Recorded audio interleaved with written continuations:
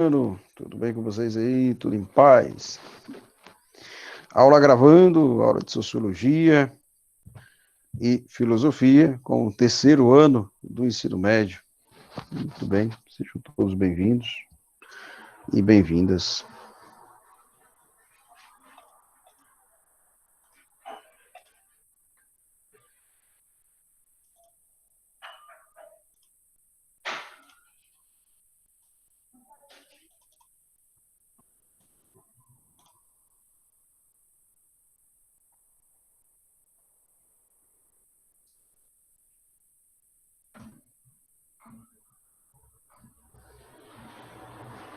Vamos começar por Filosofia, certo?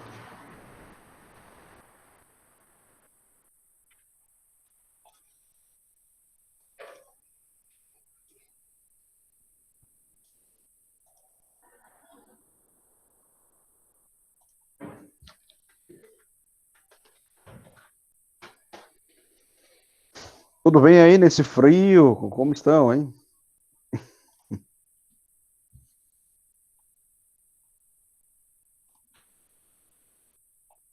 Tudo bem, Manuel? Que bom, Bom dia. beleza.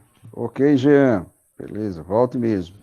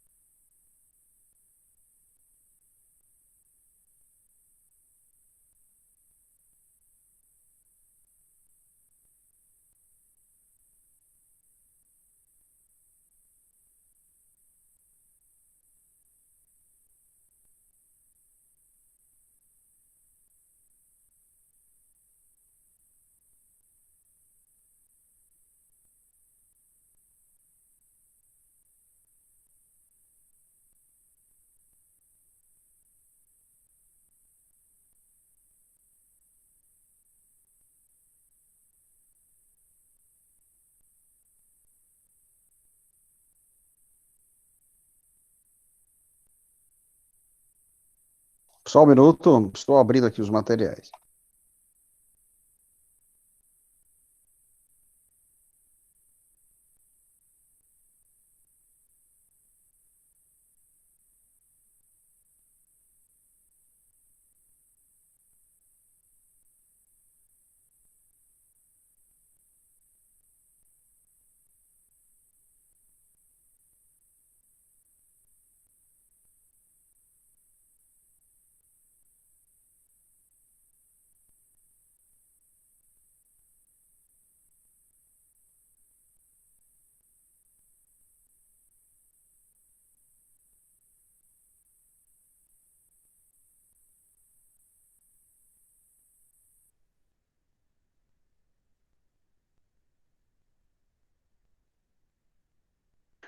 Me fala uma coisa, vocês receberam a atividade de português que eu enviei?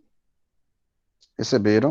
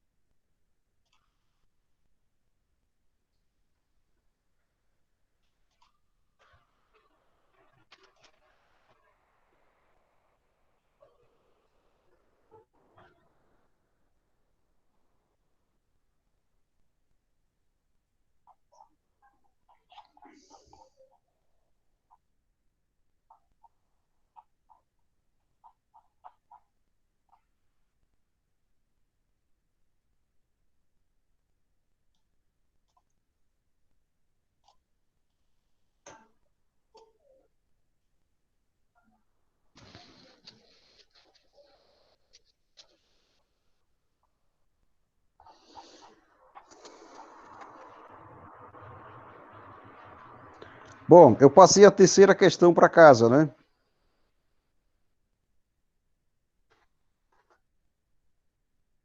Vocês conseguiram responder? Estou aqui verificando. Foi a terceira questão para casa.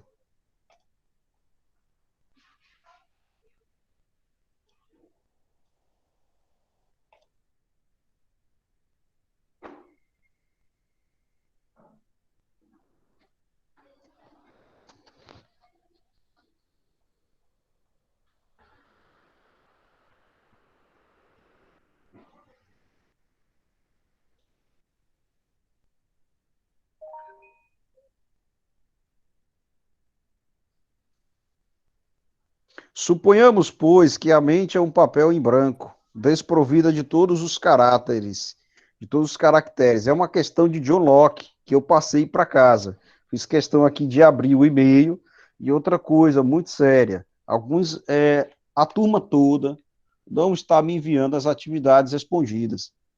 Né? De sociologia até passei uma pesquisa e eu não sei, eu vou saber daqui a pouco se isso foi respondido ou não. É, gente, eu estou preocupado com o terceiro ano. Eu sei que vocês realizam algumas atividades, realizam seminários, mas é preciso estar atento a essas coisas, viu? Vocês já são terceiro ano, próximo ano todo mundo vai estar em uma faculdade ou em uma universidade, né? Vocês já pararam para pensar nisso, hein? Vocês já pararam para pensar? Ah, e a coisa esquenta, viu? Pode ser uma faculdade mais simples, é? Ou uma faculdade mais renomada, é, as atividades são pedidas, as atividades são solicitadas, viu? Então, revejam esse ponto de vista e vejam o que vocês podem fazer, tá certo? Eu aqui no meu e-mail, geralmente eu não recebo uma atividade feita por algum aluno do terceiro ano. Nada. Não tem nada aqui. Aliás, só Rayane, perdão, para ser justo, Rayane me enviou a atividade. Rayane, recebi até, viu? Rayane me enviou, ok? Então a terceira questão foi essa atividade que eu passei para cá. Alô, Rayane? Oi, Eu recebi a sua atividade e eu escrevi também, viu? Atividade certo, recebida. E muito obrigado, viu? já vi.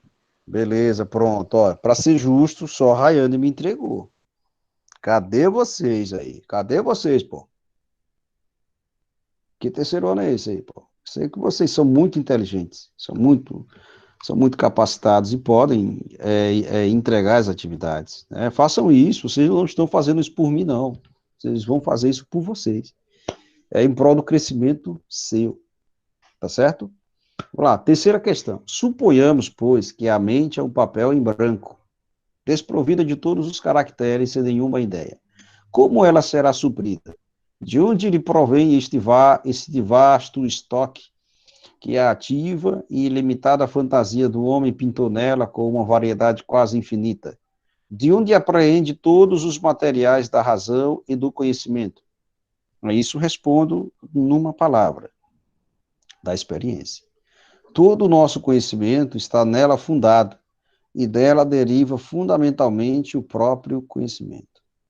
Qual é a interpretação de John Locke sobre as ideias inatas?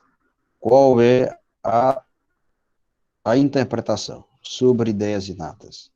Explique quais foram as implicações do pensamento desse filósofo no que se refere à metafísica. Então, vamos responder lá. Vamos responder a terceira questão. Estou botando aí para vocês. Beleza. Muito bem, vamos lá. Terceira questão. Vamos lá, terceiro ano. Vamos lá, vamos lá. É o assunto de Luke, viu? De John Locke, né? Eu vou entrar em Hume agora. Vou dar o assunto todo de Hume. Certo?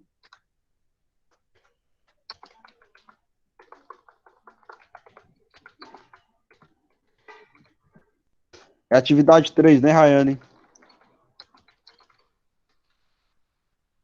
Sim, Muito bem. Você a respondeu? terceira questão. É, terceira questão, questão 3. Questão 3. Vamos lá, o que foi que vocês responderam aí? Anotem aí.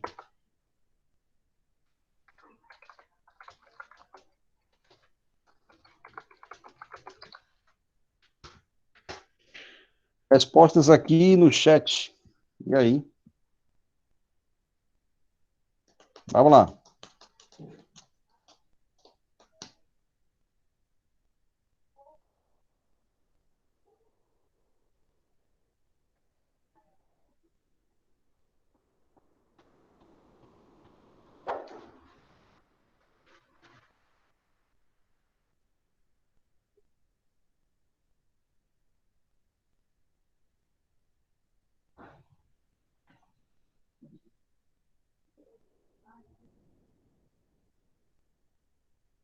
Terceiro ano, cadê vocês? Ó Jesus, ó Senhor. Terceiro ano, cadê vocês, terceiro ano? Alô, alô. Deixa eu fazer a chamada aqui, porque quem não tiver presente e quem não respondeu, já boto falta aqui na hora. Vamos lá. Já boto falta aqui na hora. Peraí, vamos lá.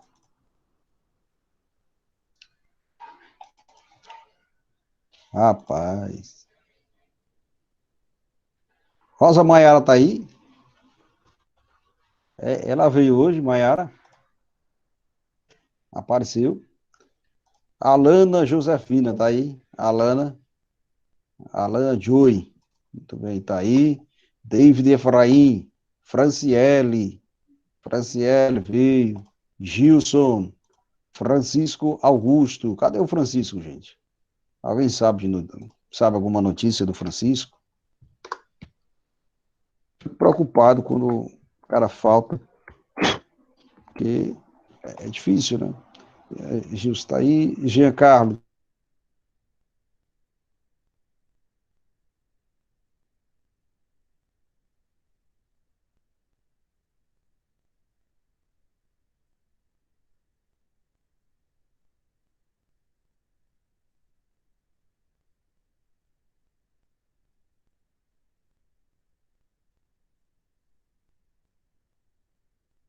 Tá aí.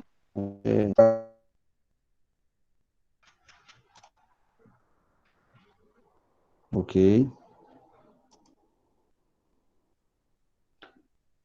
Maria Carolina está. Otton. Otton veio hoje. Otton. Ok. Raiane está aí. Rodrigo. Sim, já botei presente. Rodrigo veio. Beleza, Raiane. Obrigado. Rodrigo veio não, né? Rosa Maiara está aí.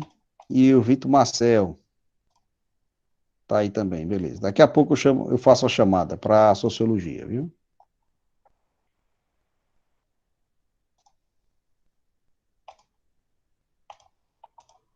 Ok. Vamos lá, gente. Terceira questão. O que foi que vocês responderam?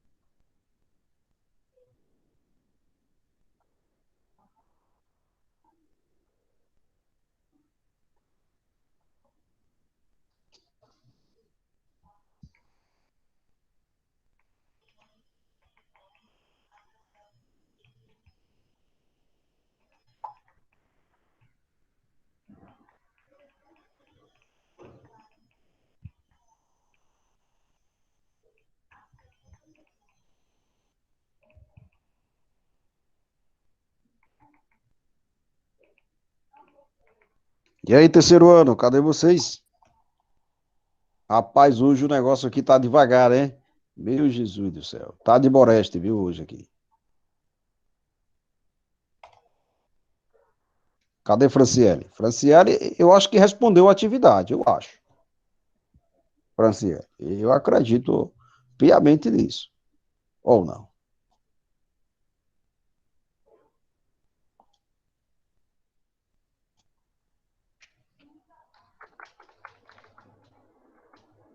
Se você quiser, eu leio o que eu coloquei. Com certeza eu gostaria, piamente. Vamos lá.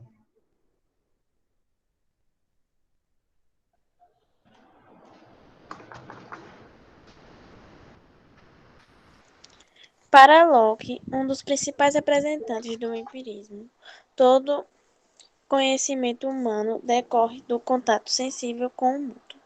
Assim, todo conhecimento adquiridos e produzidos pelo homem encontram seu fundamento na experiência. Com isso, a perspectiva inatista, cujo principal expoente é René Descartes, segundo o qual todas as suas ideias se Sim, originam na razão, ou seja, antes de qualquer experiência se mostrar para sim. Locke, é descabida uma vez que mesmo ideias abstratas como infinito e Deus não são possíveis sem antes terem passado pela experiência. Locke coloca o problema metafísico da capacidade humana em representar a realidade mesmo dos objetos em outros termos. Eu dei um resumo assim do. Resumo massa. Bom sobre as ideias inatas. Agora, Rayane, olhando aqui para mim, via câmera, olha para mim aí.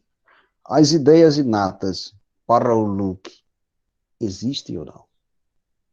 E por quê? Segundo suas palavras, lendo como se explicando, né, em ritmo de conversa. Vamos lá. Ok, professor, repita.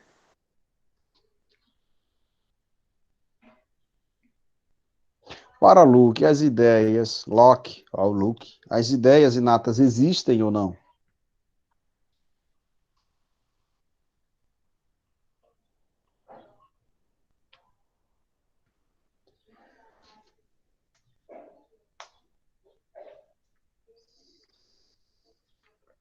Vamos lá, tem 2 minutos para eu terminar essa questão aqui. E aí eu vou somente avaliar você e minha resposta será oral. Será apenas oral a minha resposta, certo? Não vou escrever, não.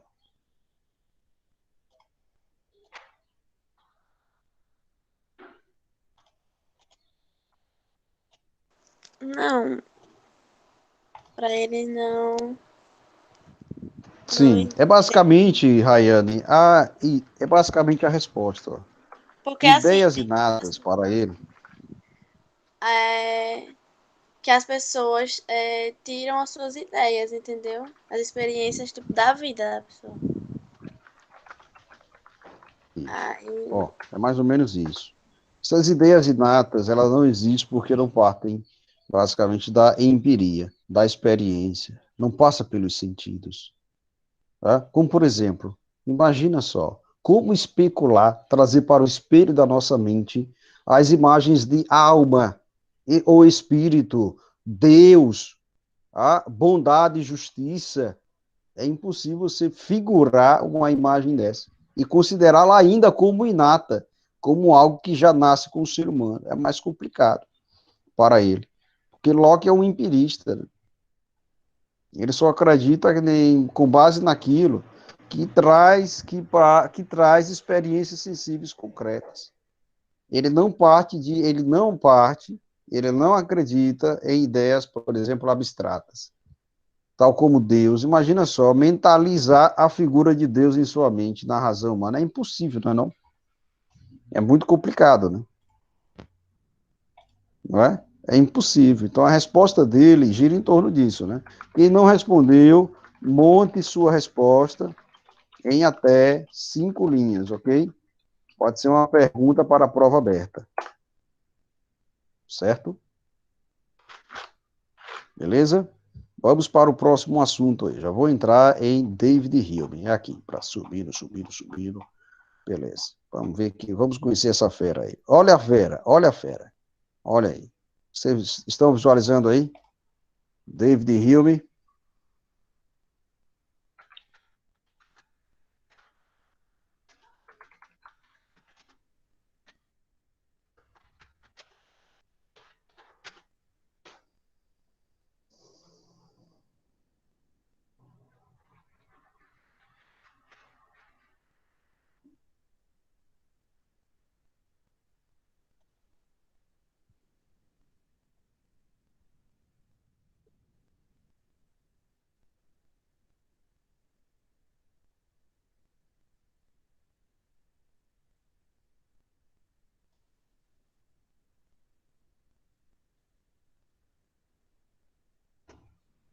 Vamos lá.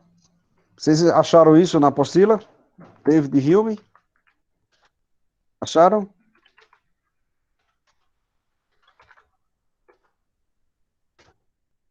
Acharam isso na apostila? Ou não? Vamos lá. David Hume, ele nasceu em Edimburgo, na Escócia, escocês. E fez parte de uma família nobre.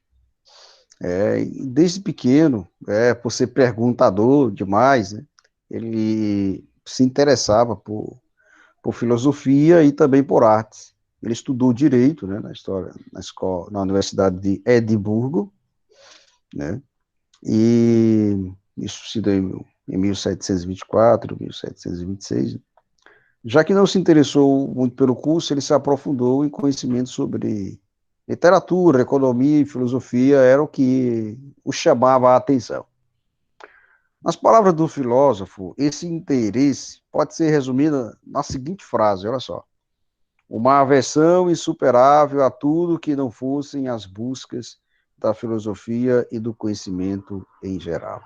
Ele fixa aqui para nós o seu propósito enquanto pesquisador e enquanto filósofo, né? Para ele, o que era mais importante era buscar respostas, formular perguntas, né? Ao estilo da filosofia e ao estilo do conhecimento em geral. E aí, já em 1748, ele escreveu Magnus Opus, a sua obra magna, a sua obra principal, que é o ensaio sobre o entendimento humano, né? Eu tenho essa obra aqui, né? E eu vou começar a estudar lá na semana que vem, né, para fazer uma prova, essa obra aí. E é grande, viu? Além de escritor, ocupou cargos públicos. Ele foi comerciante, professor e bibliotecário também. Bom que ele foi professor, né? Ele faleceu em 1700, aos 65 anos, lá em Edimburgo, na Escócia. Vai lembrar que o príncipe de Edimburgo, né, o esposo da rainha Elizabeth, faleceu. Né? Ele era príncipe de Edimburgo. Né?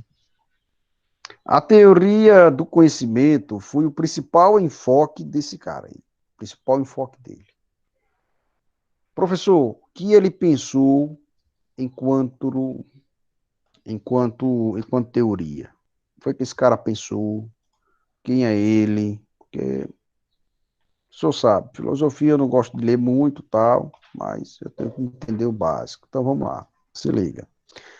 Hume desenvolveu sua teoria através de um método experimental de raciocínio.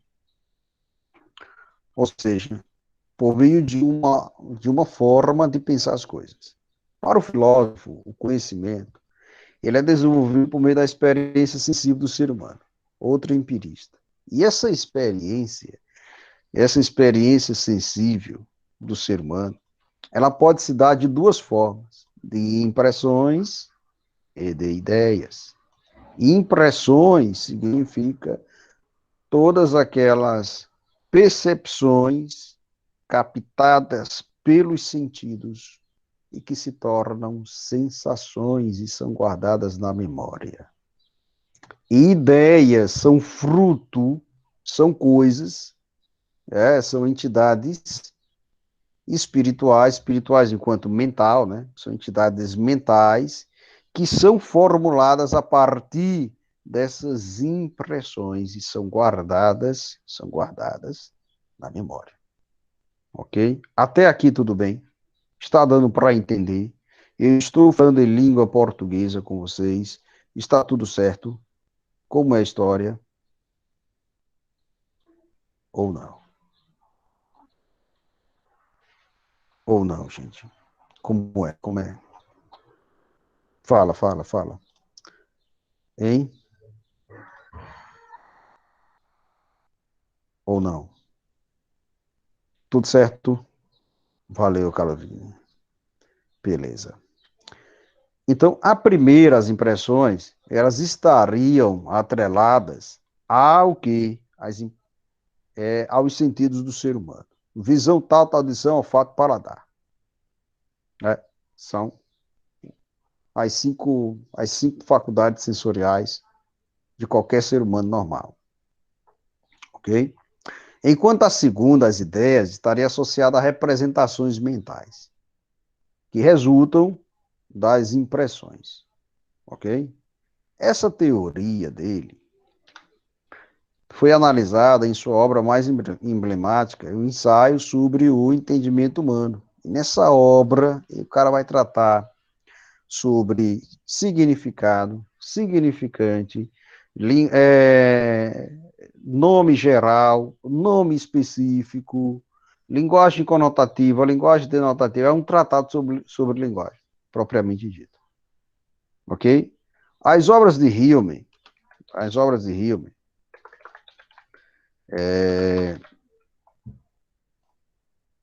são, por exemplo, Tratados da Natureza Humana, que é a principal obra dele, os Ensaios Morais e Políticos, Ensaios sobre o Entendimento Humano, Cartas Inglesas, Investigações sobre o Princípio da Moral, Discursos Políticos, História da Inglaterra, História Natural da Religião e Minha Vida.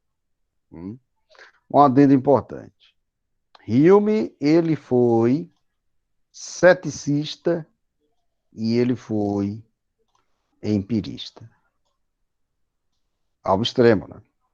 Ele questionava os fatos, os elementos que pareciam já ter sido esclarecidos pela ciência e pela filosofia, e fez vários questionamentos e levantamentos de dúvidas.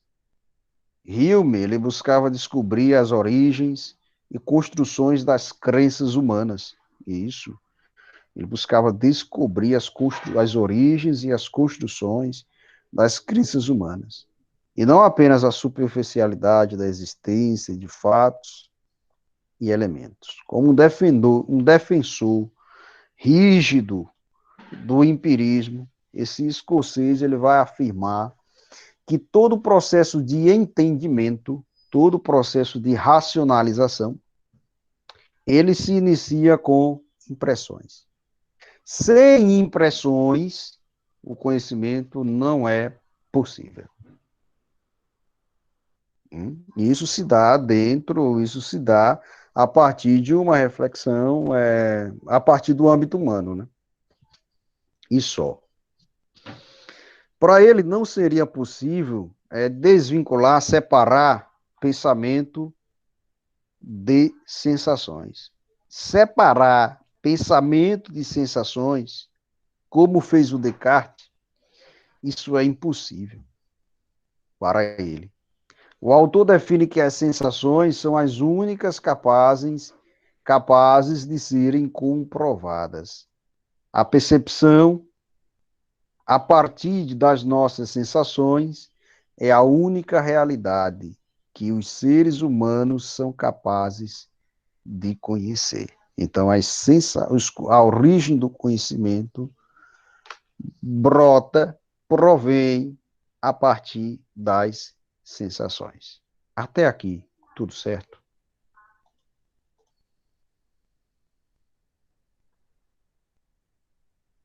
Até aqui, tudo certo, gente? Sim. Então, vamos responder uma questão aqui sobre Hume. Eu vou descer aqui um pouquinho. Beleza. Vamos responder uma questão aqui sobre... Tem algumas questões sobre Locke, né, que vocês respondam depois, viu? Isso é importante. Vamos responder essa questão aqui, a sexta questão. Vamos lá, sexta questão. Sobre David Hume. Temos 10 questões aqui, né? Vamos lá. Sobre David Hume. Podem responder?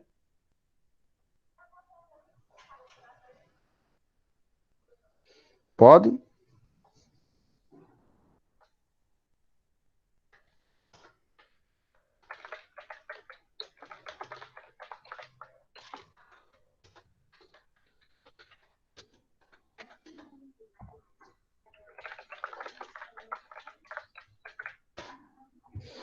Beleza? Então, vou aguardar, certo? Ok? Hoje a aula do terceiro ano tá assim, ó. Ok. Assim, ó. Peraí, deixa eu botar só a Rayane aí participando, aí, sempre participando. Aí.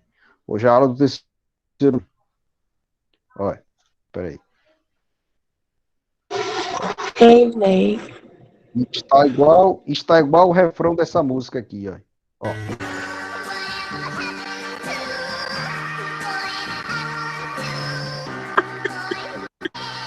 Amei, amei, amei. Oh, não.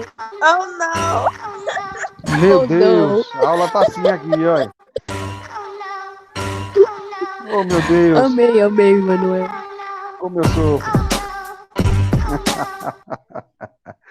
Só para brincar um pouquinho aqui com vocês. Rapaz, tem muita gente dormindo aqui, ó. Oh, no terceiro ano, tudo bem? O silêncio. Arrasou, arrasou. Não Tudo fala. bem, Manuel. Beleza, responder a atividade. Tranquilo. Nada. Meu Deus do céu. Olha, daqui a pouco eu tô com medo de escutar a voz do além, né? Pensando que vocês responderam alguma coisa, ou voz aqui da minha mente, né? Eu tô com medo já, viu? Vamos lá, vamos responder essa questão aí. Eita, Jesus.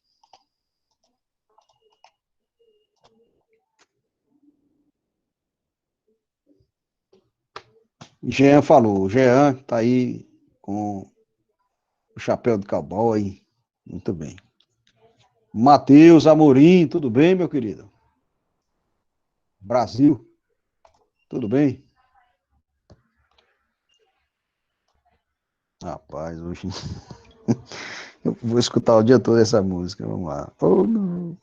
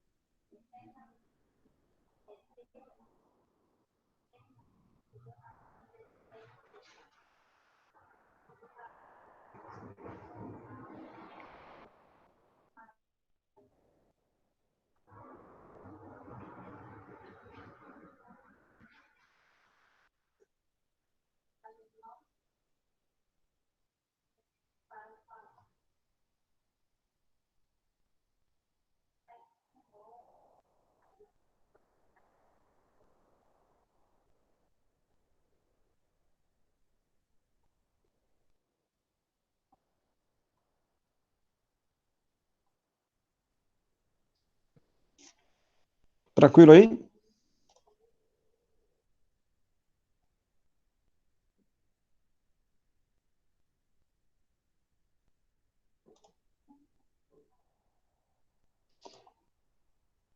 Sexta questão, já responderam? Então lá. Vou esperar mais 5 minutos aí, tá bom? Até porque é uma questão de um assunto novo, e aí que, para respondê-la, você precisa retornar ao material inicial. Ok? Tô tranquilo, Gilson?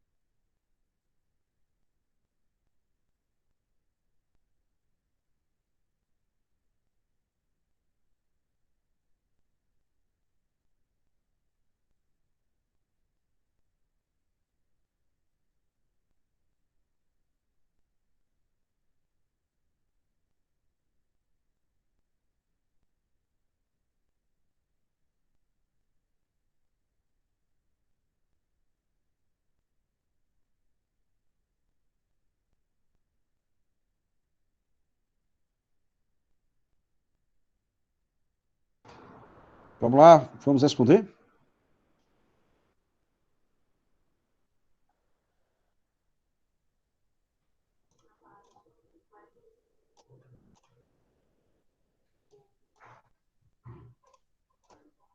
Sexta questão, vamos lá.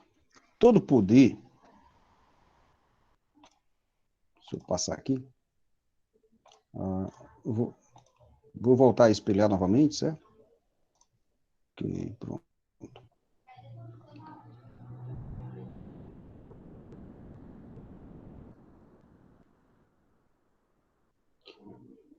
A filosofia é muito importante para, para entender e distinguir conceitos, né? Palavras. É importantíssimo para isso. Viu?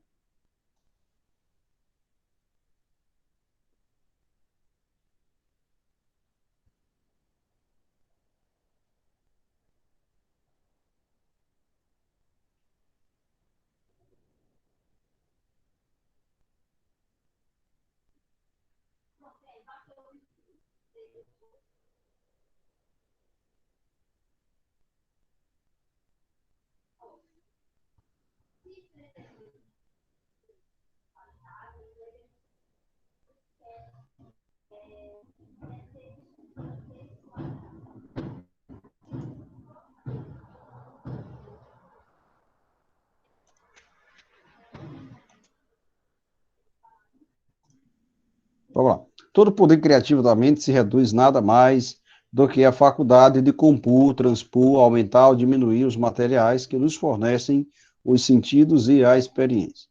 Quando pensamos em uma montanha de ouro, olha só, observa bem. Quando pensamos em uma montanha de ouro, muito ouro, não fazemos mais do que juntar duas ideias consistentes: ouro e montanha. Nós só juntamos essas duas ideias, que já conhecíamos. Podemos conceber um cavalo virtuoso. Um cavalo, agora um cavalo. Podemos conceber um cavalo virtuoso, porque somos capazes de conceber a virtude a partir de nossos próprios entendimentos. E podemos unir a isso a figura e a forma de um cavalo, um animal que nos é familiar. Podemos unir o sentimento, né, conceber a virtude como um sentimento nosso, e podemos também conservar, né, utilizar a figura de um cavalo, de um animal. Hilbert estabelece um vínculo entre pensamento e impressão. Esse vínculo entre pensamento e impressão é o que forma o conhecimento, como nós vimos agora há pouco.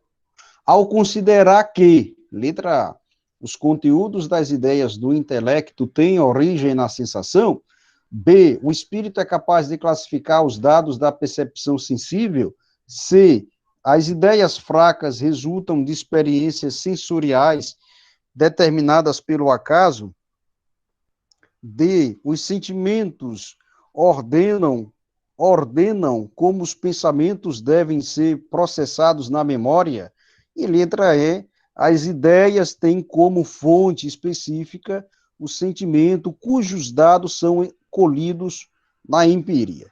Essa é uma pergunta muito importante. É, é uma pergunta muito importante. E aí, o que foi que vocês responderam?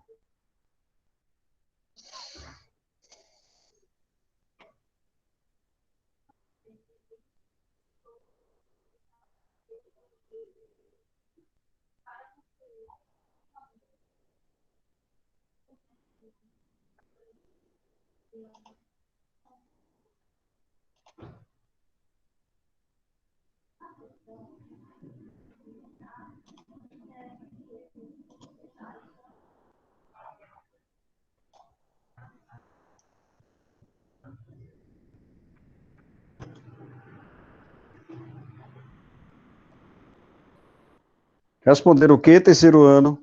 Olá.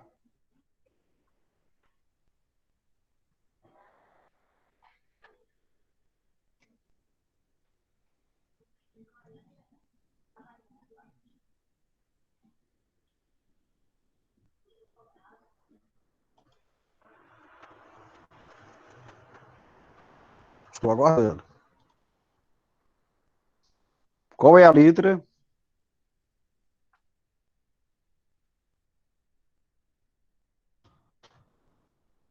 Qual é a resposta?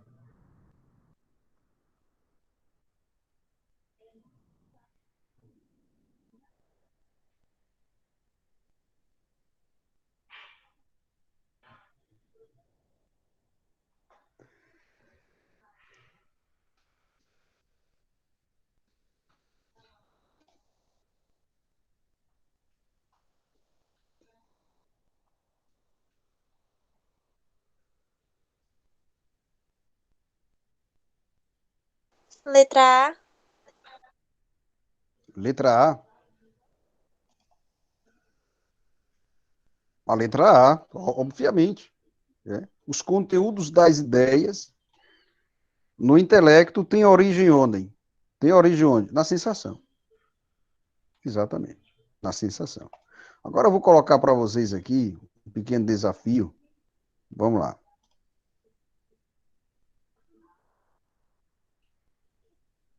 Vou colocar aqui um desafio. Espera aí, vou só espelhar aqui para vocês.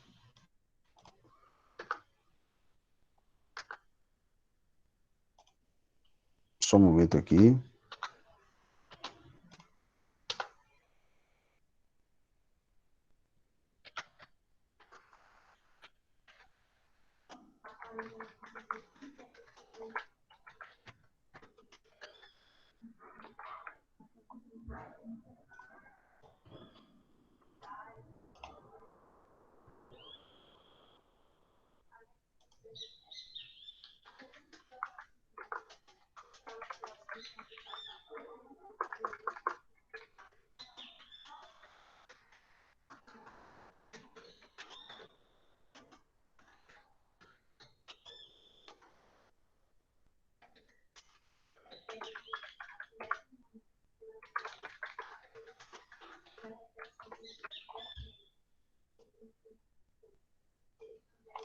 Vou tentar compartilhar aqui. Vamos lá. Beleza. Então a resposta aí dessa questão é a letra A, né? Sexta questão, letra A. Vou agora para um pequeno desafio, para ver se vocês entenderam mesmo. Pequeno desafio filosófico. Vamos lá, deixa eu colocar aqui. Tudo bem.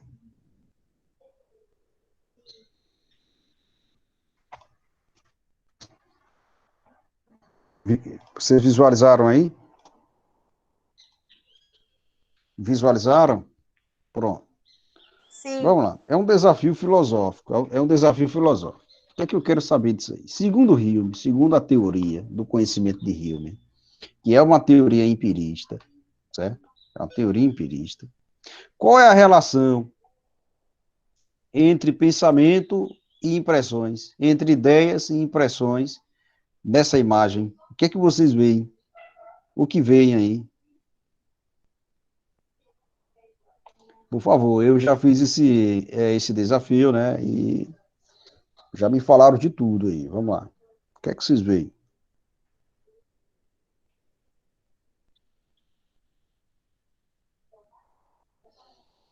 O que é que vocês estão visualizando aí nessa imagem?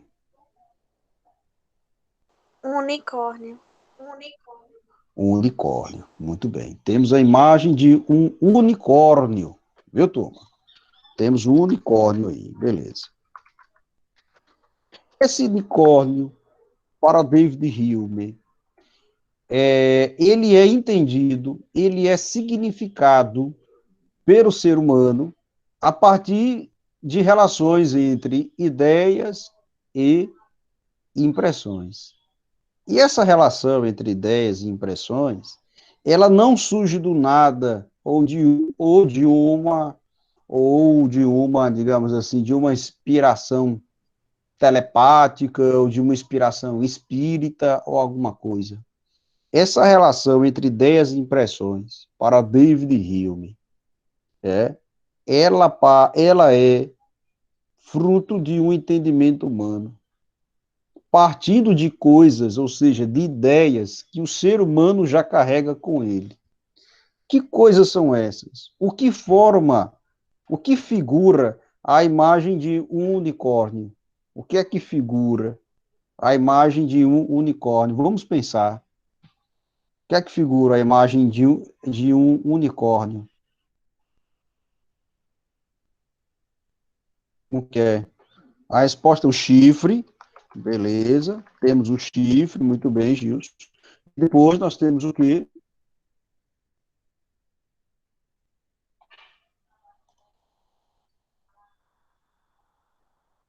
E depois nós temos o quê?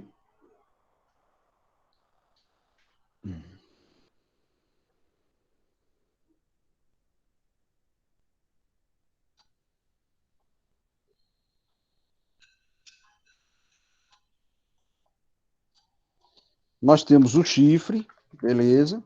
E nós temos também o quê? Nós temos o quê, gente? Isso que nós já vimos agora há pouco, viu, no assunto, viu?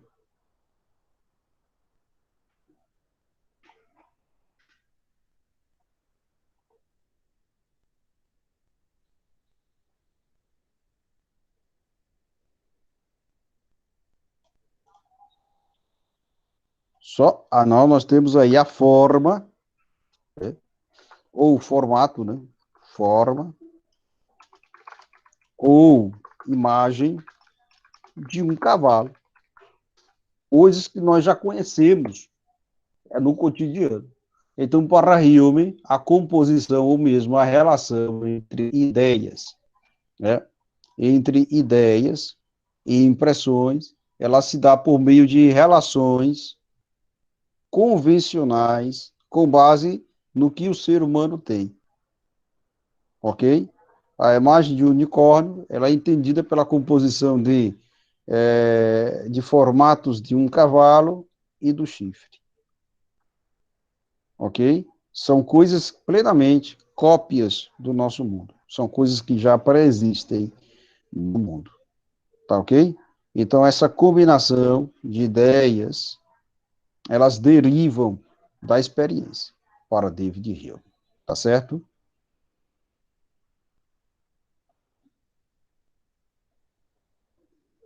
E a sua capacidade, a capacidade humana de formar coisas, de imaginar, ela tende a ser ilimitada, né? Pode pensar. Só que essa capacidade de imaginar, ela vai partir de ideias do cotidiano, de ideias do mundo. Beleza? Então, o que é que eu vou pedir para vocês aí, nesse desafio? Vocês vão montar uma resposta aí, certo? Monte sua resposta.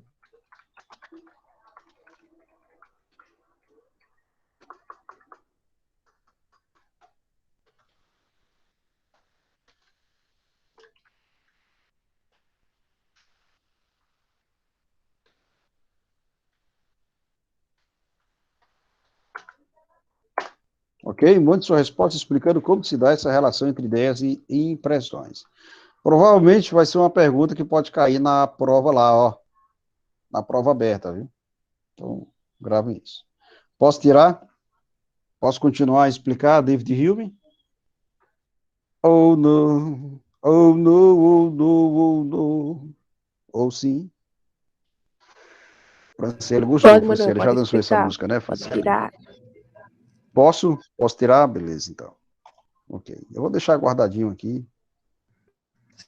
Sim, sim, Ok? Eu pode. vou deixar esse slide aqui como um arquivo, certo?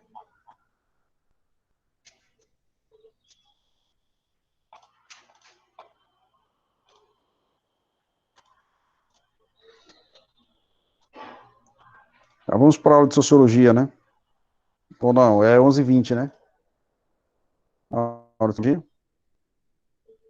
É 11h20, né?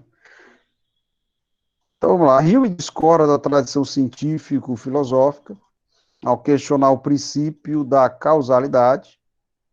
Ele define que a relação entre eventos, de forma que um é a causa do outro, isso é relativo, pode acontecer ou não. Por exemplo, o sol nascer amanhã, né?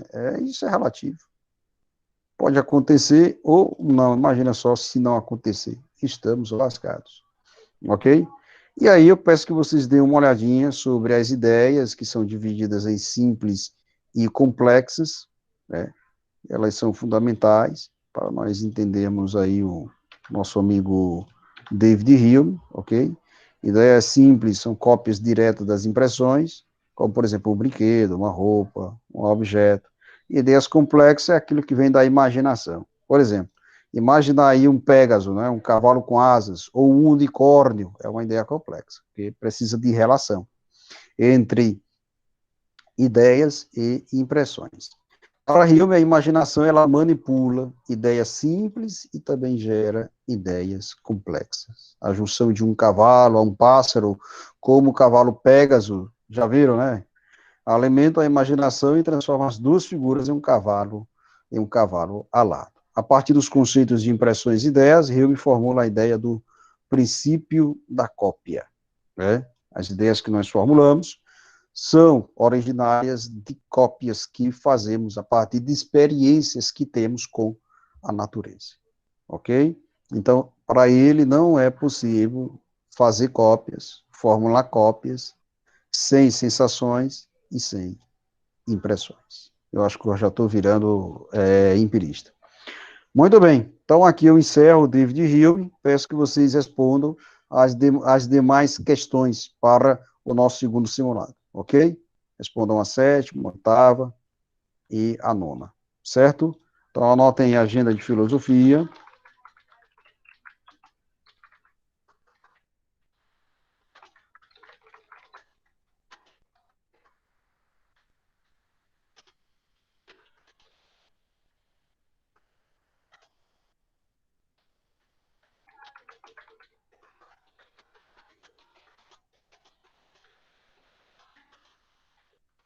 Estudar para o segundo simulado de filosofia, ok?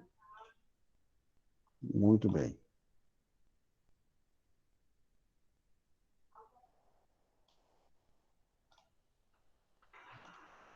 Vamos entrar em sociologia. Fizeram a pesquisa? Realizaram a pesquisa ou não?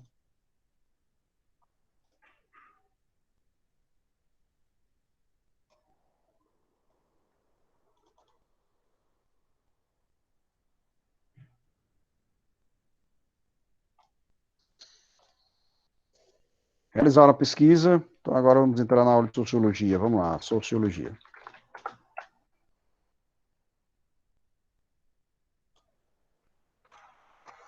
Da qual questão da atividade que você passou em sociologia? Foi daquela atividade. Deixa eu pegar aqui, eu tenho aqui. O que eu passei aqui para vocês. Rayane fez, está aqui. Eu estou vendo agora aqui a sua pesquisa, Rayane. Aliás, abri novamente, né? Você fez no caderno, né? Você fez Foi. John Luke, isso mesmo. E fez pesquisa também sobre plebiscito, né? Ok. Eu Aqui lembro que só me quando eu dá. fiz, eu não Peraí, entendi deixa eu muito ver se eu bem. aumento aqui. Se você quiser, eu Pronto. leio, mas. Ó, você respondeu a primeira, respondeu a segunda, a terceira e a pesquisa, plebiscito. Muito bem. E a quarta questão. Isso.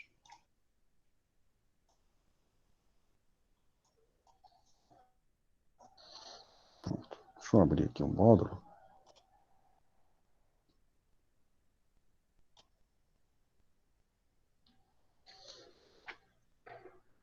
Estado de democracia, né? Vamos lá. Eu lembro que quando eu fiz essa questão, eu não entendi muito bem a pergunta. Aí eu coloquei.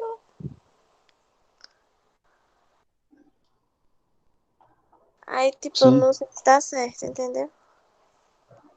entendi.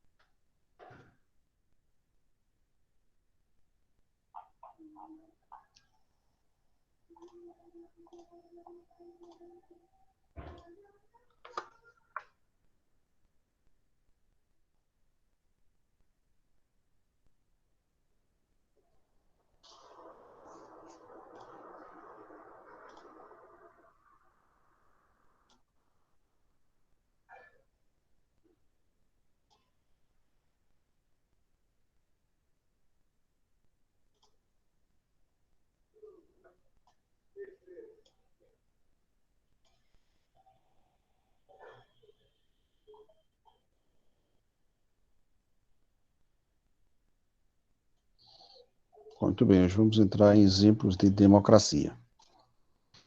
Estou aqui tentando abrir a atividade. Demanda um pouco aqui, peraí.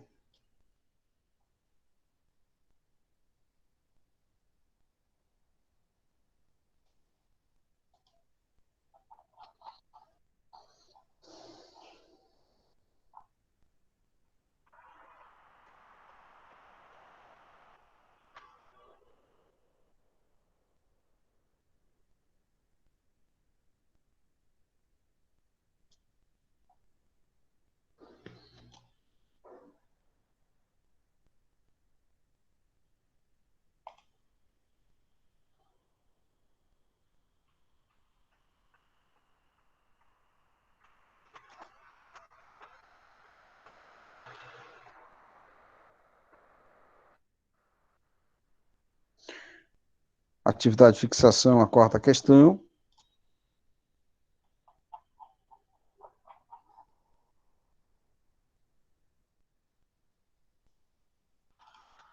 Que é essa questão aqui, sobre noções de democracia. Eu passei uma pesquisa sobre referendo e plebiscito. Todos responderam a essa pesquisa? Todos responderam?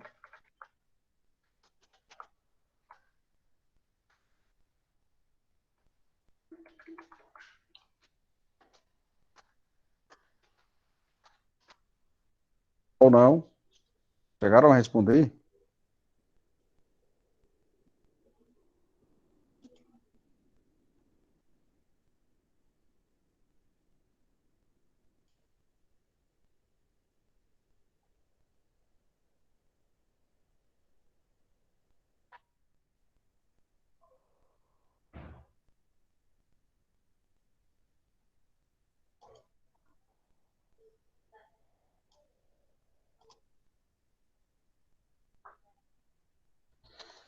Chegaram a responder? Então, vamos lá, vamos responder a primeira aqui. Atividade de fixação.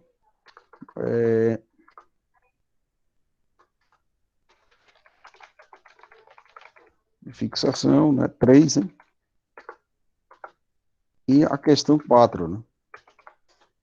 Vamos lá, você fez essa, Raiane? É, aqui tem um, dois, três, as três questões e a quarta questão. Sim. Eu Você fez. fiz.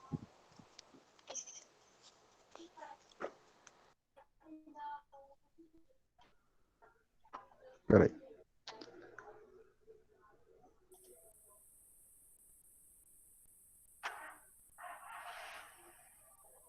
É aquela lá que tá perguntando o que é democracia, o que é não sei o que é Estado, é? Sim, exato. Você marcou aqui para mim. Você me entregou ela. Também tem outra que foi atrasada, né? Sobre Estado, né? Sobre democracia, não foi isso? Aí teve uma quarta questão também, foi uma subjetiva. Não, quer dizer, objetiva. Que é a quarta questão, que foi letra Sim, B, que foi a atividade de sim. fixação 3. Aí você passou só a quarta, não foi? Eu acho que só vi a quarta. Aí Foi, eu marquei foi. letra B na quarta. Na quarta questão, né? Peraí, só estou abrindo aqui. Eu gostaria de saber dos demais, se por acaso responderam alguma coisa assim do tipo.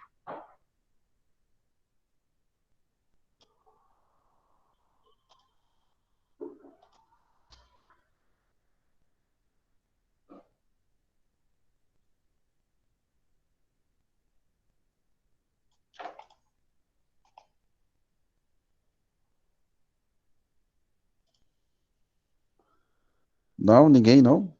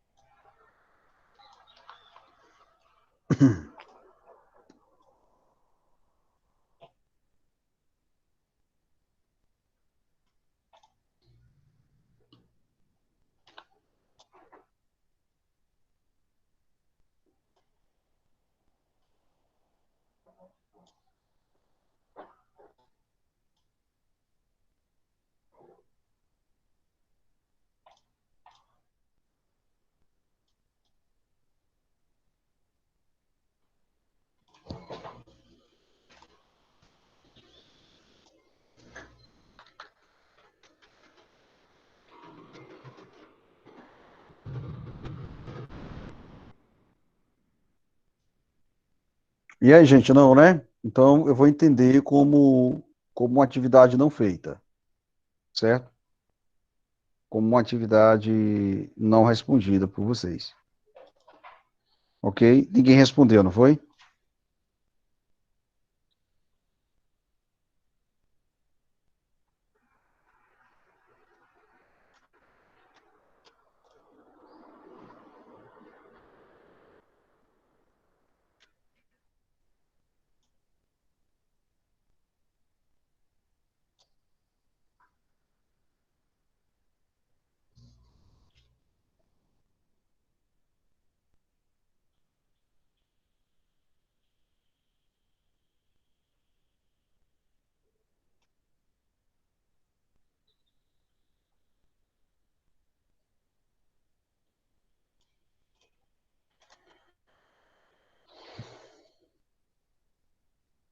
Então vamos lá.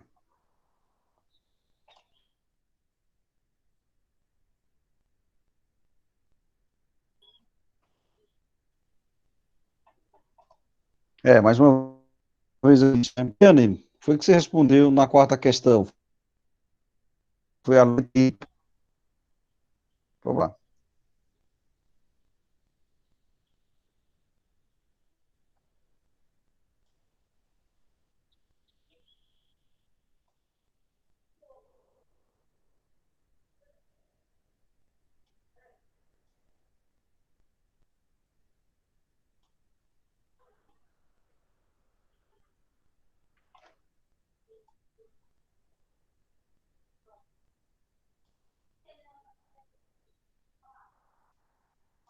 Estou conseguindo aqui.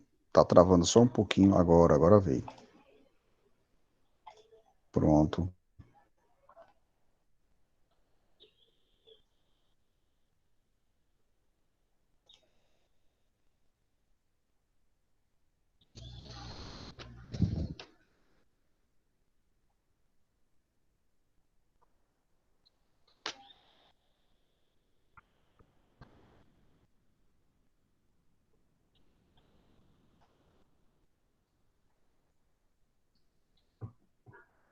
Muito bem. A quarta questão é a seguinte, ó. Vamos lá. Há na prática democrática e nas ideias democráticas uma profundidade e uma verdade muito maior e superior ao que a ideologia democrática percebe e deixa de perceber. Dizemos que uma sociedade, não um simples regime de governo, é democrática quando, além das eleições, de partidos políticos, de divisão dos três poderes da República, respeito à vontade da maioria e das minorias, institui algo mais profundo, que é a condição, que é a condição do próprio regime político, ou seja, quando institui direitos.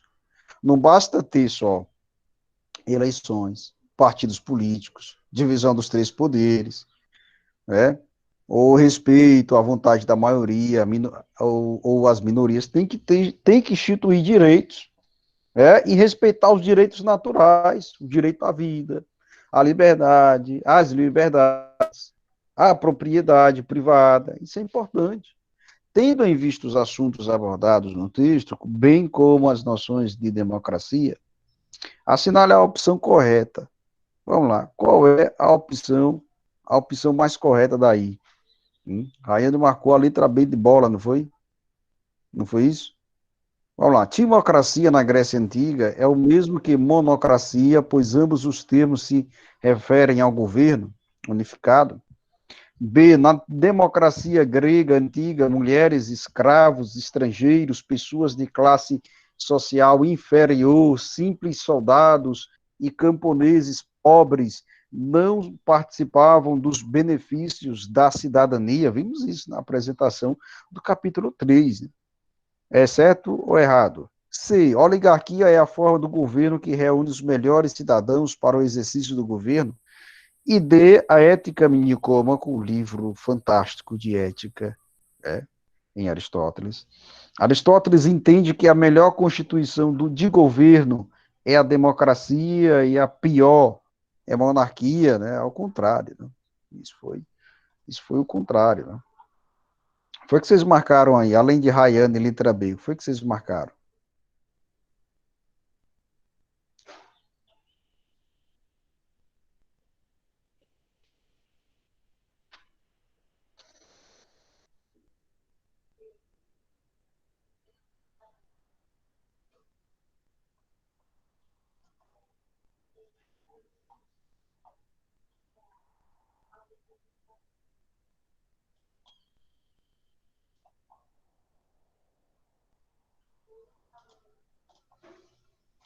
Foi que vocês marcaram aí, terceiro ano?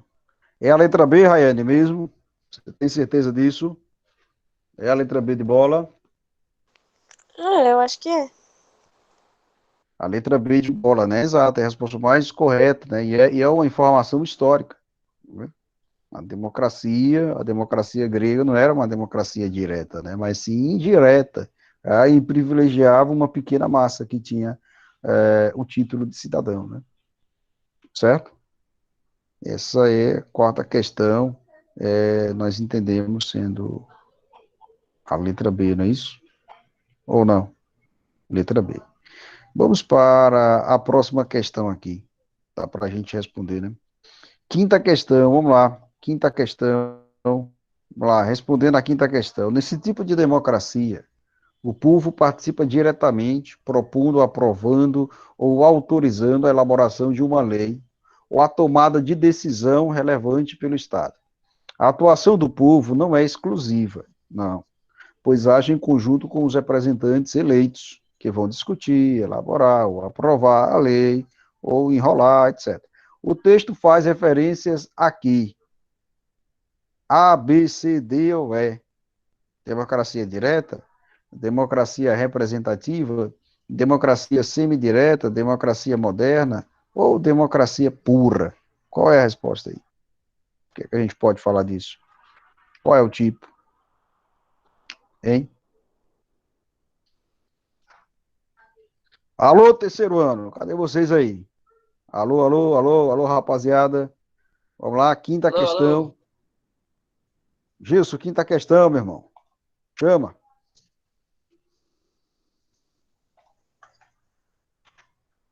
Alô, a quinta questão?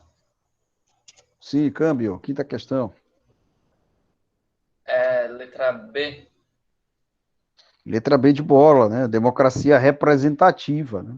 Porque o povo não pode agir diretamente, né? Não pode chegar lá e derrubar o presidente, por exemplo, né? Ou pode derrubar um senador que, que já foi comprovado,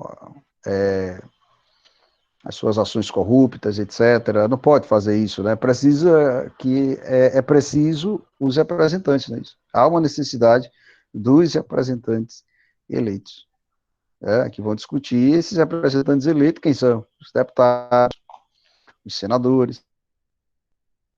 Quinta questão, letra B de bola, beleza, beleza. Muito bem.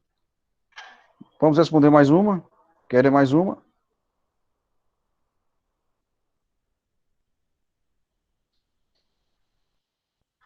Querem mais uma?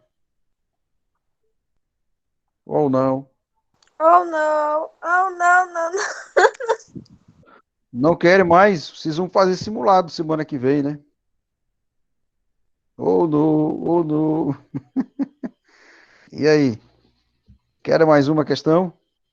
Ou paro por aqui?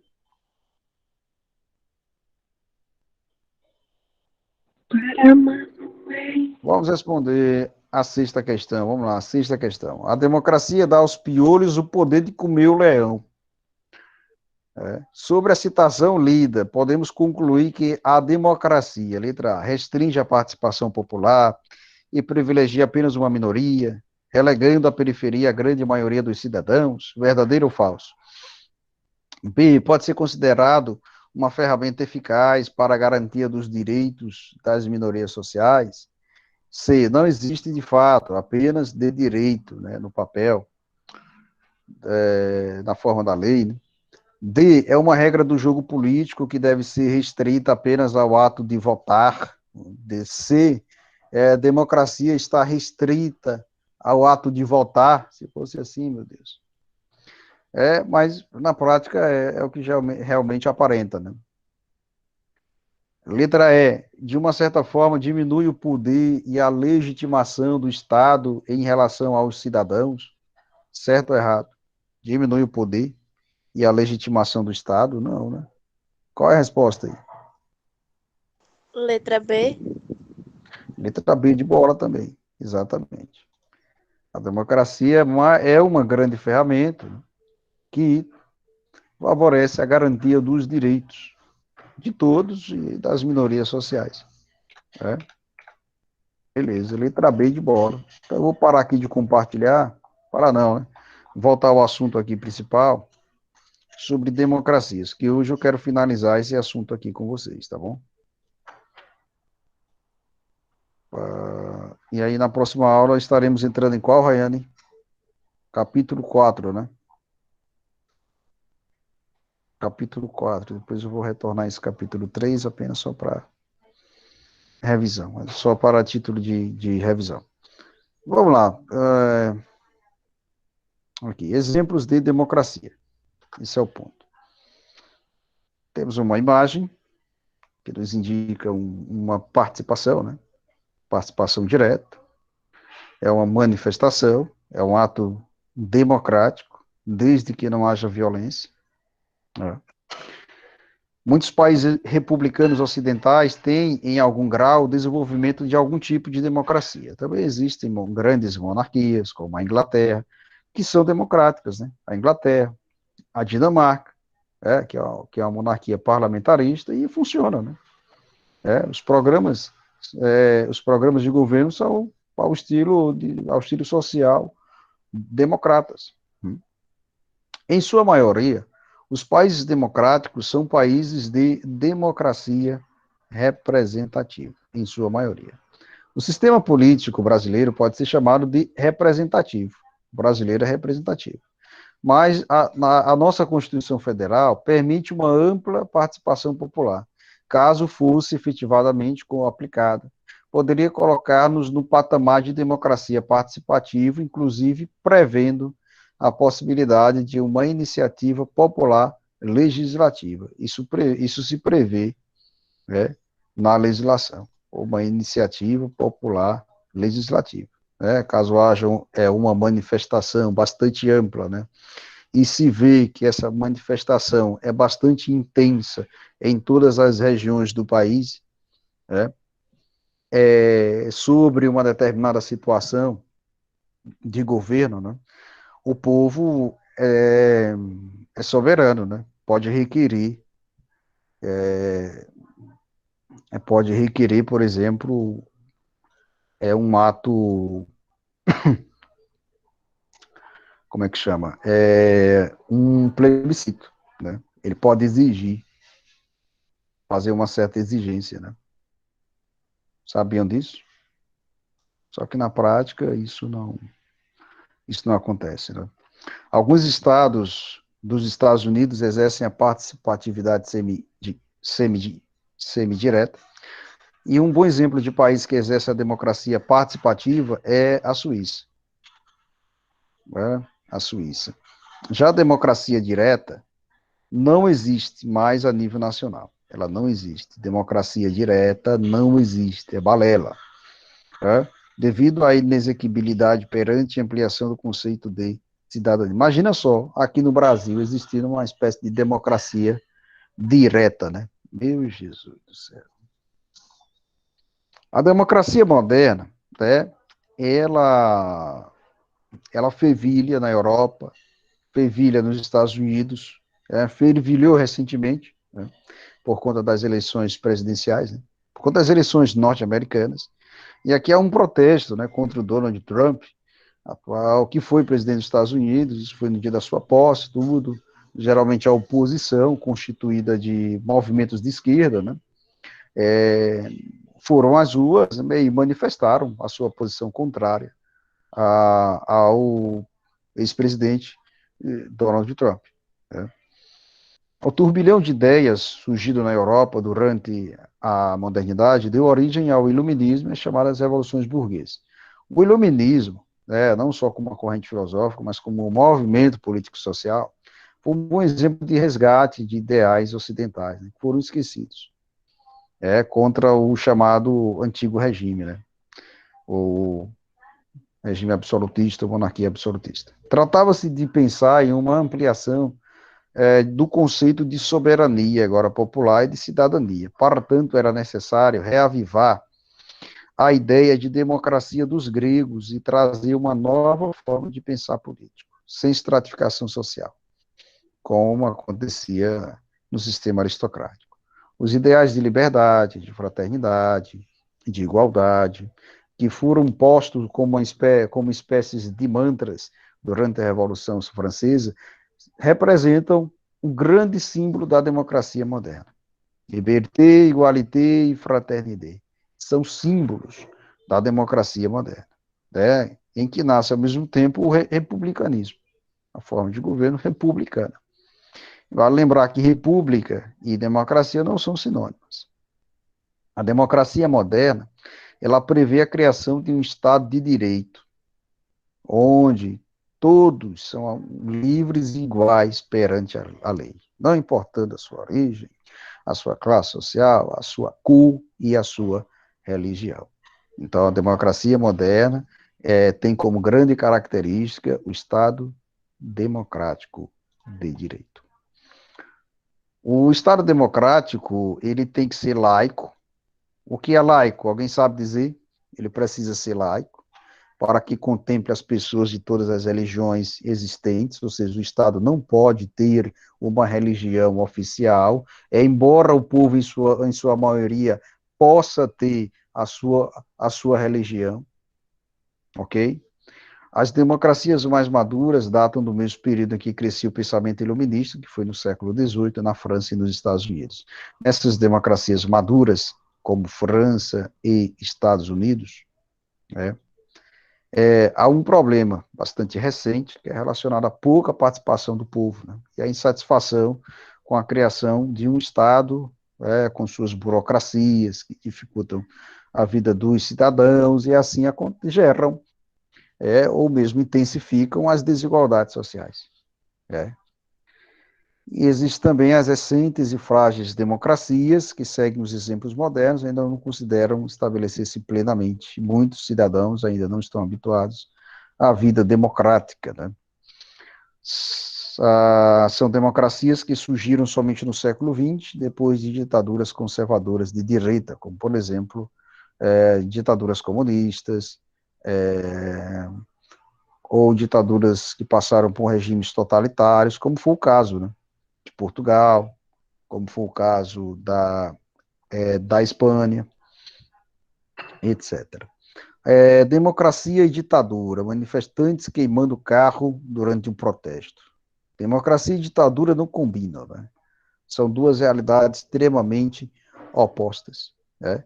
Porque a eleição, a escolha política, as liberdades de expressões e de opiniões são coisas que devem ser respeitadas em um Estado democrático de direito, ok? E a participação do povo, a manifestação pacífica, são realidades essenciais dentro de um Estado democrático de direito. Agora, ditadura, não. A ditadura não tem a presença do povo, ok? A ditadura não tem a presença do povo. E uma ditadura, ela pode ser estabelecida, né? Abrindo aqui uma informação a mais, ela pode ser ditada, seja por um governo de direita, seja por um governo de esquerda, ok? Ela pode ser instaurada, né? Seja de qualquer ideologia que for, certo? Para ser considerado efetivamente uma democracia, um país ele deve conter, entre outras coisas, né, além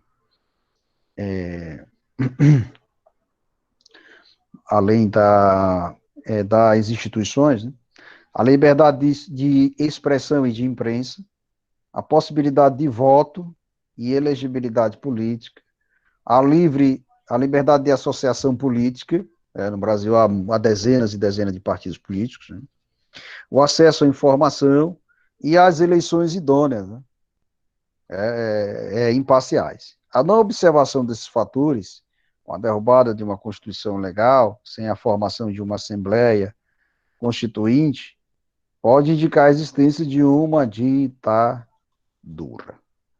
Quando um Estado democrático e de direito, representado por uma Constituição, a Constituição que é a Magna Carta, que é basicamente a nossa orientação máxima, né, que deve ser respeitada, é a lei maior, quando há uma suspensão ou uma interrupção ou é deixada de lado, podemos dizer que há a formação de um Estado de direito de exceção. Quando o Estado, por exemplo, por meio de um governo, comete atitudes que limitem o poder da imprensa, que limitem a livre associação política, que esconda, por exemplo, dados claros de eleições idôneas, isso é um estado de exceção, ok? Vou parar por aqui e gostaria que vocês dessem uma olhada aqui na democracia do Brasil, apenas aqui são informações históricas, ok? Gostaria que vocês dessem uma olhada disso, né? Em 1985, né, a ditadura termina, por meio das eleições, aliás, mas deixa as eleições indiretas, né, para presidente. Em 1888, com uma Assembleia Constituinte, a Constituição Federal de 1988, o Brasil ele restabelece a sua democracia plena, reforça os direitos, promove a igualdade, né, depois do movimento Direta Já. Isso foi bastante importante. E os três poderes, o executivo, o legislativo e o judiciário, né, são partes pétreas da Constituição, ok? E precisam ser respeitados dentro de seus atos imparciais, ok? Beleza até aqui, gente? Tranquilo? Tranquilo? Beleza. Beleza? Temos outra informação aqui sobre esse livro aqui, ó, de Jacques Hans. Vocês podem dar uma olhada depois. Eu não vou cobrar sobre isso. Cobrar sobre a parte técnica. Ok? Vamos para a pesquisa que eu passei e os senhores não responderam, né? Não foi que vocês não responderam? essa pesquisa aí, rapaz, enrolaram geral, viu? Rapaz, de novo, enrolaram. Gilson, você fez a pesquisa, Gilson?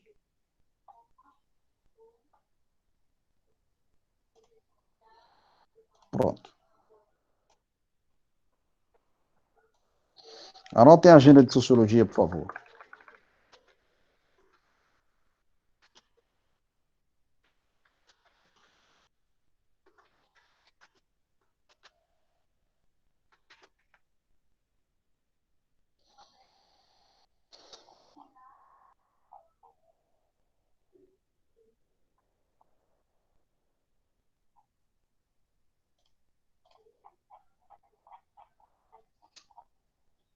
Vocês vão responder a sétima, a oitava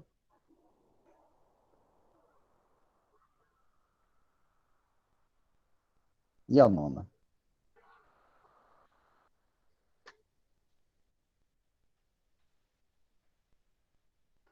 E também estudar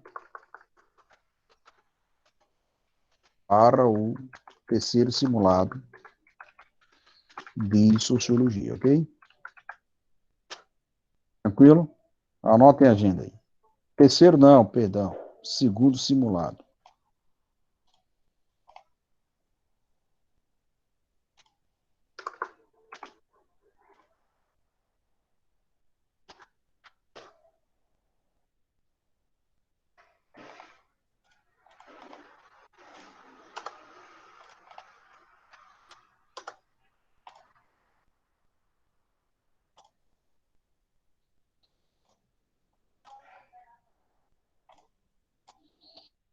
Eu quero trazer aqui uma informação, né? Acho que dá para a gente entender isso aqui bem melhor, né? Vamos lá. Visualizem a tela, por favor. O que eu pedi para vocês foi basicamente o simples, né? Fazer uma pesquisa, né? Fazer uma pesquisa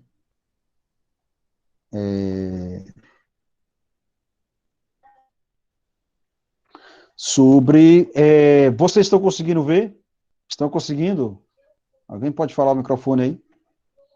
Estão conseguindo? Sim. Pronto? Beleza. O que eu pedi para vocês foi para realizar uma pesquisa sobre plebiscito e referendo. Foi somente isso. Não foi? Foi somente isso. E aí eu exponho para vocês agora uma pequena diferença rápida, né?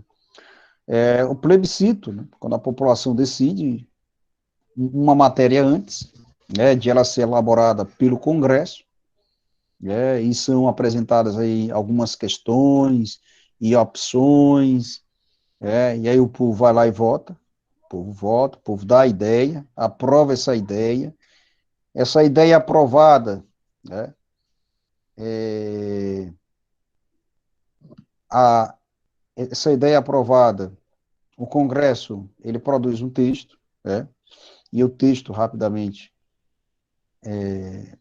é aprovado, né.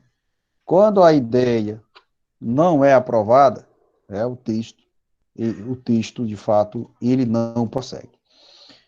Ele não prossegue. Professor, teve algum plebiscito no Brasil? Foi isso que eu pedi para vocês. Houve um, sim, em 1993, né? Os cidadãos brasileiros, eles foram consultados, né, para saber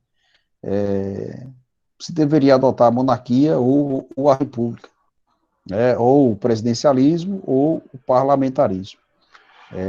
E aí, esse plebiscito, né, ele não foi à frente, porque o povo optou pela república presidencialista. Okay? Então, a maioria votou na república e votou no presidencialismo, né, como uma forma legal do Estado, né, e de governo. Há outro tipo aí, é o referendo. O referendo. O que significa o referendo? É uma matéria já pronta, né, e que o povo tem as opções de acatar ou rejeitar. Né? Lei 2.340. E aí, quando a lei é criada e é colocada para o povo aceitar ou não. ok? Um referendo, né, que foi bastante discutido, né, e que aconteceu aqui em nosso país, foi do Estatuto do Desarmamento. Não sei se vocês já tiveram noção disso, né? O Estatuto do Desarmamento, né? Então, a população foi lá, né, votar, no sentido de aprovar ou rejeitar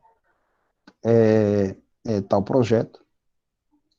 E a população, de certa forma, né, rejeitou a proibição do comércio de armas. Rejeitou, ok? Mas houve depois um embargo do governo, né? Rejeitou a proibição, né, do comércio de armas. Por isso que há esse zum hoje no governo, né, para fazer uma aprovação livre das armas, e que, de certa forma, algo que precisa ser discutido.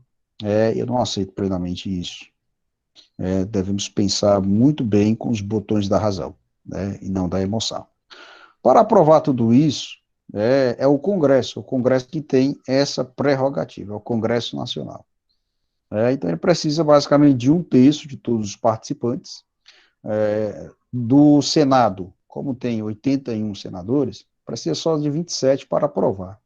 E também do Congresso Nacional, como tem 513 deputados federais, são muitos, né? Só precisa basicamente aí de 171 para aprovar um plebiscito, ou para requerer, ou ir convocar, né, um plebiscito ou um referendo. Então, a minha pesquisa foi basicamente simples, em torno desses dois assuntos, e que são formas legais de se exercer a democracia direta, ok? Alguma dúvida por aqui? Tudo tranquilo? Ficou claro aí? Sim, Se cair na prova sobre isso, tudo tranquilo também, né? Não é? Então tá certo. Vou parar aqui de Tudo compartilhar, tranquilo. tá certo? E um bom estudo para vocês, estudem para o simulado e até quinta-feira. Aula encerrada. Tchau. tchau, Manuel. Tchau, A minha tchau. mãozinha. Tchau, tchau, Tchau, Franz. Manuel. Beleza. Tchau, terceiro ano. Valeu, Carol.